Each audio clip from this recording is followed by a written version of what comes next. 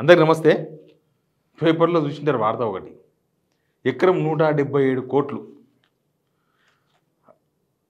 ఒక ప్లాటు, ఒక bit government వేలం వేస్తే ఒక కంపెనీ వాళ్ళు వచ్చి కొనుక్కున్నారు అని. అసలు హైదరాబాద్లో రియల్ ఎస్టేట్, హైదరాబాద్ కాదు అసలు తెలంగాణలో రియల్ ఎస్టేట్ ఎక్కడుంది? మరి రియల్ ఎస్టేట్ లేని 177 కోట్లు ఎట్లా అమ్ముడు పోయిందని ఇప్పుడు అధికార పార్టీ వాళ్ళు రివర్స్ మాట్లాడుతున్నారు. అంటే రియల్ ఎస్టేట్ సమ్మగా ఉంది, తెలంగాణలో చాలా బాగుంది కాబట్టి 177 కోట్లు పోయింది, అసలు రియల్ ఎస్టేట్ లేదు అనేవాడు వేస్ట్ గాడు అన్నట్టుగా మాట్లాడుతున్నారు. అసలు దీని మీద రియల్ ఎస్టేట్ అంటే కోకాపేటలో భూములు అమ్మడం కాదు, అసలు దీని వెనుక పెద్ద కథ ఉన్నట్టు చెప్తున్నారు. ఆ కథ చెప్తాను నేను మీకు, ఎందుకంటే ఉత్తుతగా రాదుగా ఏదైనా కూడా. 177 కోట్లు హైయెస్ట్ తెలంగాణ కాదు, ఉమ్మడి ఆంధ్రప్రదేశ్ తెలంగాణ, నాకు తెలిసి అక్కడ ఎక్కడో ముంబైలోనో ఎక్కడో హైయెస్ట్ ఉందో, మనది హైదరాబాద్ హైయెస్ట్ ఈ రేటే. అంతకుముందు ఒకసారి 100 కోట్లు ఒకసారి పలికింది 2022లో కేసీఆర్ గవర్నమెంట్ ఉన్నప్పుడు 100 కోట్లు అదే హైయెస్ట్, అందరు జబ్బలు దర్చుకున్నారు 100 కోట్లు పోయిందని. అప్పుడు రియల్ ఎస్టేట్ ఆకాశానికి అనుకున్నది, ఇప్పుడు భూమి మీద ఉన్నది. భూమి మీద కాదు, భూమి లోపలికి పోయింది రియల్ ఎస్టేట్. కానీ 177 కోట్లు అంటున్నారు. అసలు ఏంటి దీని వెనుక జరిగిన డీల్ ఏంది అనేది ఒక పాయింట్. దీనివల్ల సామాన్య జనాలకు వచ్చిన ఉపయోగం ఏంటి? హైదరాబాద్లో లేని రియల్ ఎస్టేట్ను ఉంది అని చెప్పడం ద్వారా ప్రభుత్వం ఏం చెప్పదలుచుకున్నది? ఇన్ని విషయాల మీద మనం మాట్లాడాల్సిందే. ఇది కంప్లీట్ రైతుతో సహా ముడిపడిన అంశం, ప్రతి ఊర్లో ఉండే రైతుకు సంబంధించిన అంశం ఇది. ఈ వీడియో షేర్ చేయండి, సబ్స్క్రైబ్ కూడా చేయండి, మీకు ఖచ్చితంగా విలువైన సమాచారమే ఇస్తాం. నిన్న వేలం వేశారు, ఓకే రైట్. ప్రభుత్వం ఎందుకు వేలం వేస్తారంటే డబ్బులు రావాలని వేలం వేస్తారు. అయితే రీసెంట్గా నిన్న మొన్నటి కన్నా ఒక వారం రోజులు వెనుకపోవాలి మనం. వారం రోజులు వెనుకపోతే తుర్కయంజాలు, తర్వాత ఎక్కడనో ఆ మాదాపూర్నో కోకాపేటనో ఒక దగ్గర ప్రభుత్వం కొన్ని ప్లాట్లు వేలానికి పెట్టింది. దాదాపు 100 ప్లాట్లు వేలానికి పెట్టింది. పెడితే 100 ప్లాట్లలో 3 ప్లాట్లే అమ్ముడు పోయినాయి. 3 ప్లాట్లే కొన్నారు, మిగతా ఎవరు కొనలే, రాలే, అసలు కొనేతోడు రాలే. అంటే అది రాష్ట్రంలో ఉన్న వాస్తవ పరిస్థితి. అక్కడి నుంచి బయటపడడానికే ప్రభుత్వం తీవ్రమైన ప్రయత్నాలు చేస్తుంది. నాకు చూసినావా నువ్వు, బుకాయిస్తూ ఎన్ని రోజులు నడుపుతాం? ఒక మేకకు పులి చర్మం వేసో పులేశం వేసి ఇది పులి అని ఎన్ని రోజులు నడిపిస్తాం? ఓ రోజు ఆ మేకనే ఏ ముళ్ళ చెట్లోకి పోతుంది, ఆ పులి చర్మం ఏదో ఆ ముళ్ళ చెట్ల చిక్కుకుంటుంది, బయటికి వచ్చేది మేకనే. అదే మేక ఏ నీళ్ళను దుంగుతుంది, ఆ చారాలన్నీ పోతాయి, అది మేక అని తెలిసిపోతుంది. ప్రభుత్వం ఇది గ్రహించాల. ఏం చేసిందంటే ఆ మరక నుంచి బయటపడికే రియల్ ఎస్టేట్ లేదు అనేది అది సహజంగా తెలుసు. రియల్ ఎస్టేట్ అనేది ఎక్కడనో ఒక ఆఫీస్లో జరిగేదో, లేకపోతే ఒక గుడార్లో జరిగేదో, లేకపోతే ఒక గవర్నమెంట్ ఆఫీస్లో జరిగేది కాదు. అందరికి తెలుస్తుంది రియల్ ఎస్టేట్ జరిగితే. ఉప్పల్ ఉన్న వాళ్ళకి తెలుస్తుంది, బాగంబరపేటలో ఉన్న వాళ్ళకి తెలుస్తుంది, ఎల్బినార్లో ఉన్న వాళ్ళకి తెలుస్తుంది, షామీర్పేటలో ఉన్న వాళ్ళకి తెలుస్తుంది, నాంపల్లి ఉన్న వాళ్ళకి తెలుస్తుంది, బంజారాస్ ఉన్న వాళ్ళకి తెలుస్తుంది, ఆదిలాబాద్ ఉన్న వాళ్ళకి తెలుస్తుంది, అల్లంపూర్ ఉన్న వాళ్ళకి కూడా తెలుస్తుంది. రియల్ ఎస్టేట్ ఉంటే ఆటోమేటిక్గా అర్థమైపోతుంది ఉంది అని. ఎందుకంటే అందరూ చాలామంది ప్రతి ఊర్లో రియల్ ఎస్టేట్ చేసేవాళ్ళు చాలామంది ఉంటారు. మరి ఇక్కడ 177 కోట్లు ఎట్లా పలికింది? దీని వెనుక ఏదో పెద్ద కథ జరిగింది, ఇది ఒక పెద్ద వ్యవహారం అని అందరూ మాట్లాడుకుంటున్నారు. రియల్ ఎస్టేట్ వర్గాల్లో జరుగుతున్న చర్చ ఇది. ఏంది దీనిలో పార్టిసిపేట్ చేసిన వాళ్ళంతా కొత్త వాళ్ళే, పాత వాళ్ళు ఎవరు లేరు. పాత వాళ్ళు అంటే అంతకుముందు రాజపుష్ప వాళ్ళు తీసుకున్నారు 100 కోట్లకు, ఇప్పుడు రాజపుష్ప వాళ్ళు ఎవరు పార్టిసిపేట్ చేయలేదు. ఇప్పుడు ఎవరు ఎంఎస్ఎన్, ఇక్కడ ఉంది లెక్క, MSN real estate, MSN pharma ఎవరిది అని అంటే దానిలో 3-4 అన్నదమ్ములు వాళ్ళు, ఎం సత్యనారాయణ, తర్వాత ఎం సత్యనారాయణ రెడ్డి, తర్వాత మామనార్ ఎంపీగా పనిచేసిన శ్రీనివాస్ రెడ్డి, అంతకన్నా కీలకమైన వ్యక్తి ఒక ఆయన జీవన్ రెడ్డి ఆయన పేరు. ఆయన మహబూబ్నగర్ లోకల్ బాడీ అభ్యర్థిగా, కాంగ్రెస్ అభ్యర్థిగా పోటీ చేసి ఓడిపోయాడు రీసెంట్గా, ఒక 1.5 year బ్యాక్ ఓడిపోయాడు. ఆయన రేవంత్ రెడ్డికి అత్యంత అనుచరుడు. రేవంత్ రెడ్డి టికెట్ ఇప్పించిన ఆయనకి, ఎమ్మెల్సీ టికెట్. ఆయన కంపెనీ, ఆయన చాలా యాక్టివ్గా ఉండే company MSN real estate company. MSN pharma వాళ్ళది, శ్రీనివాస్ రెడ్డి వాళ్ళది.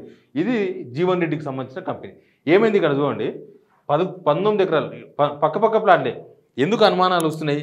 రియల్ ఎస్టేట్ వర్గాల్లో ఎందుకు చర్చ జరుగుతుంది? అసలు రేవంత్ రెడ్డి ఎందుకు ఈ జంబ్లింగ్ చేసిండు? ఈ 2-3 అంశాలు మనం వినాలి. ఒకటి, 19 ప్లాట్ ఒకటే దగ్గర ఒకటే భూమిలో ప్లాట్ నెంబర్ 19 11 ఎకరాలు చేసిండ్రు, 141 కోట్లకు పోయింది ఎకరా.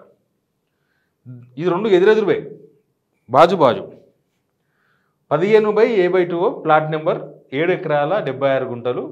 ఇది 177 కోట్లు ఎకరాకు, ఒక ఎకరాకు 177 కోట్లు పోయింది. ఇది చూపించుకొనే గవర్నమెంట్ రియల్ ఎస్టేట్ జమ్ముగుంది, రియల్ ఎస్టేట్ మస్తు ఉంది, అసలు ఎవడు రియల్ ఎస్టేట్ లేదని మాట్లాడుతున్నారు వీళ్ళు. అయితే గజం 3,64,000 పోయింది, హైయెస్ట్ ఇది. ఇదే హైయెస్ట్ అని రియల్ ఎస్టేట్ బాగుంది కాబట్టి ఇంత ధర పలికింది అనేది గవర్నమెంట్ వర్షన్. అయితే ఒక 1 వీక్ బ్యాక్ రియల్ ఎస్టేట్ వాళ్ళతో ఎవరు మీటింగ్ అయ్యారో తెలియదు కానీ ఇక ఎవరో ఉన్నారు, చాలామంది చెప్పినా కదా షాడో మినిస్టర్స్ మీటింగ్ అయ్యింది. ఈ రియల్ ఎస్టేట్ పడిపోయింది అనేది బాగా ప్రభుత్వం మీద నెగిటివ్ క్రియేట్ చేసింది. జనాలంతా మాట్లాడుకుంటున్నారు ప్రభుత్వం అమ్మిన ప్లాట్లే అమ్ముడు పోలేదని. కాబట్టి మనం దీన్ని హైయెస్ట్ అమ్మాలి, హైయెస్ట్ తీసుకోవాలి. ఇంకా కొనేతోడు అమ్మేతోడు బేరం ఆడుకొని ఇద్దరు కూర్చొని 10 రూపాయలక మనదేం పోయింది ప్రేక్షకులం. గవర్నమెంట్కి 4 డబ్బులు వస్తాయి కానీ దీని ఎఫెక్ట్ చాలా ఉంది. గవర్నమెంట్ ఏం ఆశిస్తుందంటే ఇట్లా అమ్మడం ద్వారా ఏదో 10 కొని తెలిసిన వాళ్ళకు నువ్వు ఎక్కువ కొనరా బాబు, నీకు ఏమైనా ఉంటే అవసరమైతే గవర్నమెంట్ నీకు ఏమైనా పని చేపించి పెడతా, ఇట్లాంటివి ఉంటాయి గవర్నమెంట్కి ఆఫర్స్. రేవంత్ రెడ్డి ఇంటికి వెళ్ళి ఇయ్యాడు, ఏ మంత్రి ఆయన ఇంటికి వెళ్ళి ఇయ్యాడు. ఇది తీసుకో ఏదో చెయ్యి, రియల్ ఎస్టేట్ ఉంది అని చెప్పుకోనికి మాకు పనికొస్తుంది, గవర్నమెంట్ వచ్చినాక రేజ్ పడిపోలే అని చెప్పుకోనికి పనికొస్తుంది కాబట్టి చెయ్యి అని అడుగుతారు. దానికి వాళ్ళు ఎంత ఎక్కువ పెట్టుకుంటారో, లేకపోతే యాక్చువల్గా ఇక్కడ 177 కోట్లు పోవద్దు, 120 ఎక్కువ. ఇప్పుడున్న సిచ్యువేషన్లో 120 ఎక్కువ, మంచిగా ఉంటే 130 కోట్లు పోయేది రియల్ ఎస్టేట్. మరి 177 కోట్లు ఎట్లా పోయిందంటే అదంతా క్విట్ ప్రోకో అంటారు చూడు, ఇది క్విట్ ప్రోకో. నువ్వు కొనుక్కో, నీకు ఏదైనా గవర్నమెంట్లో పనిచేసి పెడతాం, ఇట్లాంటి ఒప్పందాలు జరిగి ఉండొచ్చు అనేది ఒక చర్చ. ఇక మెయిన్గా ప్రభుత్వం మీద తీవ్రమైన వ్యతిరేకత రావడంలో రాష్ట్రంలో రియల్ ఎస్టేట్ వ్యవహారమే చాలా ప్రభావం చూపించిందని కూడా ఇంటెలిజెన్స్ వాళ్ళు ఎప్పటికప్పుడు సమాచారం ఇస్తుంది ప్రభుత్వానికి. ఎట్లా అంటే ఇప్పుడు ఊర్లో రైతు ఉన్నాడు, ఓ 5 ఎకరాలు రైతుకు ఉంది, లేకపోతే 2 ఎకరాలు ఉంది, ఎకరా 40 లక్షలు నడుస్తుంది, 5 ఎకరాలు రైతు అనుకుందాం. ఆయన ఏం లెక్కేసుకుంటాడు అంటే ఎప్పుడు రోజు పండుకునేటప్పుడు లేచినాక, ఎందుకంటే రైతు బిడ్డగా మనకు అందరికి తెలుసు కాబట్టి 40 లక్షలు ఇంటూ 5 ఎకరాలు 2 కోట్ల ప్రాపర్టీ ఉంది, సచ్చినా బతికినా మన పిల్లలకు 2 కోట్ల రూపాయల ప్రాపర్టీ ఉంది అనేది ఎప్పుడు ధైర్యం ఉంటుంది ఆయనకి. ఆయన అమ్మడు, ఎవరు కొనరు. అయితే ఇప్పుడు రియల్ ఎస్టేట్ పడిపోయి ఎవడు కొనతో లేక ఏమైందంటే ఆ 40 లక్షలది 20 లక్షలు అంటే కూడా ఎవడు కొంటలేడు. ఇప్పుడు అమ్మితే అది 5 ఎకరాలు 20 లక్షలకు అమ్మితే 1 కోటి రూపాయలు వస్తాయి, అంటే ఏకంగా 1 కోటి రూపాయలు పడిపోయింది. అట్లా రైతులు కూడా అమ్మకపోయినా వాళ్ళు కూడా తీవ్రమైన అసంతృప్తితో ఉన్నారు. ఎక్కువ మంది డిపెండ్ అయ్యేది రియల్ ఎస్టేట్ నేను చెప్పినట్టుగా. కాబట్టి మొత్తం ఈ గవర్నమెంట్ వచ్చినాక మాకు ఉపాధి లేకుండా అయింది, ఈ గవర్నమెంట్ వచ్చి మొత్తం నాశనం చేసింది, ఇట్లాంటి చర్చలు ఊరూరా ఉన్నాయి, రచ్చకట్టల మీద ఉన్నాయి, నగరాల్లో ఉన్నాయి, పట్టణాల్లో ఉన్నాయి, ప్రతి ఒక్క దగ్గర. ఎందుకంటే ఎక్కువ రియల్ ఎస్టేట్ మీద బతికే వాళ్ళే ఎక్కువ మన తెలంగాణలో. కానీ మన తెలంగాణలో ఇంకా ముఖ్యంగా తెలంగాణ వచ్చినాక ఏం పని చేస్తారు మీరంటే ఏం ఉద్యోగం ఉండదని రియల్ ఎస్టేట్ చేస్తున్నా అంటాడు. నిజమే రియల్ ఎస్టేట్ చేస్తాడు, మనలాగా గంటకి ఏరాలు. నెలలో ఒక ప్లాట్ అమ్ముకుంటే వాళ్ళకు 50-60 వేలు వస్తాయి, 1,00,000 రూపాయలు వస్తాయి, కథం నడిచిపోతుంది సంసారం. నెలకు ఒక ప్లాట్ అమ్ముకుంటే వాళ్ళ బతుకు చాలు 1,00,000 రూపాయలు వస్తాయి. ఇంకా చిన్నగా అమ్ముకున్నా 30-40 వేలు ఎక్కడ పోవు, మధ్యవర్తం వహిస్తే. పైసలు పెట్టి అమ్ముకుంటే 2-3 లక్షలు వస్తాయి. అట్లాంటి వాళ్ళంతా లాస్ అయిపోయినారు ఈ 2 సంవత్సరాల్లో. వాళ్ళకి ఏం ఉపాధి లేదు, గవర్నమెంట్ ఏం స్కీమ్స్ లేవు. ఇప్పుడు ఏంది, దీన్ని అమ్మడం ద్వారా 2-3 రకాల నష్టాలు ఉన్నాయి. దీన్ని ప్రభుత్వం ఏదో జబ్బలు తెరుచుకోనికి జబ్బలు సన్నగా ఉన్న ఆయిల్ రాసుకొని ఆముదం మెరుస్తూనే చూసామన్న జబ్బలు ఎట్లా చూపిస్తారు, అట్లా అయిపోయింది. ఇది రియల్ ఎస్టేట్ లేదు, గవర్నమెంట్ అమ్ముతేనే ఎవడు కొనలేదు, కానీ ఇది 10 కొని ఎక్కువ అమ్మడంతోనే రియల్ ఎస్టేట్ ఉంది అని చెప్పుకుంటే అమ్మ చల్ల నిద్రపోవచ్చు మనం, ఇంకా జనం ఏమన్నా నష్టం కానీ అన్నట్టు. ఎందుకు చెప్తున్నాను నేనంటే ఇప్పుడు ఈ రేటు కొన్నాయినా ఎస్ఎఫ్టీ అపార్ట్మెంట్లలో ఎస్ఎఫ్టీలు ఉంటాయి కదా, లెక్క 20,000 అమ్మాలి, 20,000కి అమ్మాలి ఎస్ఎఫ్టీ. అమ్ముతేనే ఆయనకి ఏమైనా వర్కౌట్ అవుతుంది. ఇప్పుడు చాలా వరకు ఖాళీగా ఉన్న అపార్ట్మెంట్స్ మొత్తం చాలా వరకు ఈ నార్సింగ్ ఏరియాలు అక్కడ ఉన్నాయి మొత్తము. ఆ ఏరియాలో హైయెస్ట్గా 12,000 నడుస్తుంది. ఒకటి సాస్ క్రోన్ అని ఒకటి హైయెస్ట్, మన తెలంగాణనే 63 ఫ్లోర్ల బిల్డింగ్ ఉంటుంది, హైయెస్ట్ బిల్డింగ్ అది. ఆయననే 12,000కి అమ్ముతుండు, 12,000కి అమ్ముతుండ. 12,000 చెప్పి ఇంకా 10,000 కూడా ఇస్తాడు అప్పుడు టైం వచ్చినప్పుడు. 14,000 కూడా చెప్తారు, 12,000కి ఇస్తారు, రకరకాల ఆ రేట్లోనే ఉంది. ఇప్పుడు ఇప్పుడున్న రేట్లు అమ్మాలంటే 20,000 అమ్మాలి.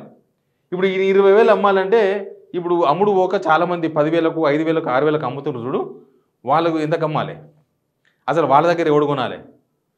అసలు ఈ రియల్ ఎస్టేట్ ఉందని వీళ్ళు తరుచుకుంటే ఉప్పల్లో ఒక ప్లాట్లు ఎవరన్నా అమ్ముతుండ్రా కొంటుండ్రా, మీకు అనుభవం ఉంటుంది కదా. కరీంనగర్లో రియల్ ఎస్టేట్ చేసే వాళ్ళకి అనుభవం ఉంది కదా, ఇప్పుడు ఎట్లా ఉందో రియల్ ఎస్టేట్. మా మహబూబ్నగర్లో రియల్ ఎస్టేట్ ఎట్లా ఉందో నాకు తెలుసు కదా, నల్గొండ ఎట్లా ఉంది, కరీంనగర్ ఎట్లా ఉంది, హైదరాబాద్ సరౌండింగ్ ఎట్లా ఉంది, శంషాబాద్లో ఎట్లుంది, షామీర్పేటలో ఎట్లుంది, ఉప్పల్లో ఎట్లుంది, కీసర్లో ఎట్లుంది, అందరికీ తెలుసు కదా. దాన్ని ఈ జనాలను అసంతృప్తి తగ్గుతుందేమో అంటే రేవంత్ రెడ్డి పరిపాలన చాలా బాగుంది, చూసిన రియల్ ఎస్టేట్ ఎట్లా పెరిగిపోయింది 177 కోట్లు. ఈ లెక్కన సామాన్యుడు వీళ్ళు ఎంచారని చెప్పేసి వీళ్ళు పెంచుకొని కూర్చుంటే వీళ్ళకి అమ్ముడు ఒకటి, సామాన్యుడు ఎవడు కొనలేడు, ఎవ్వరికి వచ్చేది లేదు, పోయేది లేదు. దీని అమ్మడం వల్ల సామాన్యునికి వచ్చింది ఏం లేదు. గవర్నమెంట్‌కు ఓ 3,000 కోట్లు వస్తాయి. ఆ 3,000 కోట్లు ఎవరికో దేని కిందనో అడ్జస్ట్ చేసేస్తాడు. మళ్ళా అప్పు చేస్తారు. అదే ఇది కామన్. ఇది భూములు అమ్మడం, అప్పులు చేయడం అనేది కామన్ అయిపోయింది. ఎవ్రీథింగ్ కామన్ గవర్నమెంట్‌ల. కానీ ఇప్పుడు ఇది అమ్మడం ఇదేంది పదురుకొని ఏదో మీకు తెలిసిన రియల్ ఎస్టేటోళ్ళను బాగా డబ్బులతో మాట్లాడుకొని "ఏరా బాబు ఎక్కువ కొనరా బాబు నా ఇజ్జత్ పోతుంది." ఎందుకంటే ఇప్పుడు 100 కోట్ల కన్నా తక్కువ పోయిందనుకో. 2020లో 3.5 ఎకరాలు 3.60 ఎకర్స్ 100 కోట్లకు పోయింది. ఇప్పుడు అది 60,000కో 70,000కో 70 కోట్లకో 60 కోట్లకో పోయిందనుకో. ఇక లోటస్ పాండ్‌లో పడి చచ్చిపోవడే ఉంటది. గవర్నమెంట్ పోయి. గవర్నమెంటోళ్ళు పోయి. ఎందుకంటే మరి అప్పుడే 2020లో ఇంత అమ్మితే నువ్వు ఇంతకన్నా తక్కువ రియల్ ఎస్టేట్ లేదని చెప్పేసి బిల్డర్స్ తక్కువకు మాట్లాడారనుకో. ఇజ్జత్ ఇంత పోతుంది కమాలం. కాబట్టి అట్లా వద్దు అని చెప్పి ముందే పదురుకొని 177 కోట్లకు అసలు ఊహకందనమాట. ఊహకందని రేటు పెట్టి ఊహకందని రేటును ఇంకా కొనుక్కొని ఏదో చేస్తామని మాట్లాడుకుంటారో ఏం మాట్లాడుకుంటారో కానీ ఇట్లా మొత్తం ఒక పిక్చర్ డట్టి పిక్చర్ లాగా దీని ఒక పిక్చర్ని అల్లేసి తెలంగాణ జనాల మీదకి వదిలేసిండ్రు పోండ్రని. మరి ఇప్పుడు ఈ రేటు అమ్మిండ్రు కాబట్టి ఇప్పుడు మంచిర్యాలలో ఉన్న ఒక రైతు భూమిని కూడా పాత రేటుకు అంతకన్నా ఎక్కువ రేటుకు అమ్ముతారా? మరి ఇప్పుడు ఇక్కడ ఇంత అమ్మిరు కదా, 177 కోట్లు అంటే దగ్గర 77% ఎక్కువ అమ్మిరు కదా. మరి ఇంతకుముందు 20 లక్షల ఎకరం ఉన్నది ఎంత కావాలి? దగ్గర 27 లక్షలు కావాలి. అయిందా తెలంగాణలో ఎక్కడన్నా? 50 లక్షల భూమి ఎంత కావాలి తెలుసా? దగ్గర 85 లక్షలు కావాలి. అయిందా ఎకరా? 30 లక్షల ఎకరా ఉన్న భూమి ఎంత కావాలి తెలుసా? 50 లక్షలు కావాలి. అయిందా ఎక్కడన్నా తెలంగాణలో? ₹1 కోటి ఉన్న ఇల్లు 1,77,00,000 కావాలి. అయిందా ఇల్లు ఎక్కడన్నా తెలంగాణలో ఈ 2 సంవత్సరాలలో? అది ఎంత కాలేదో, అది కాలేదనేది ఎంత నిజమో ఇక్కడ 177 కోట్లకు అమ్మడం రియల్ ఎస్టేట్ భూమి ఉందని చెప్పడం కూడా అంత అబద్ధం. Please subscribe signal TV.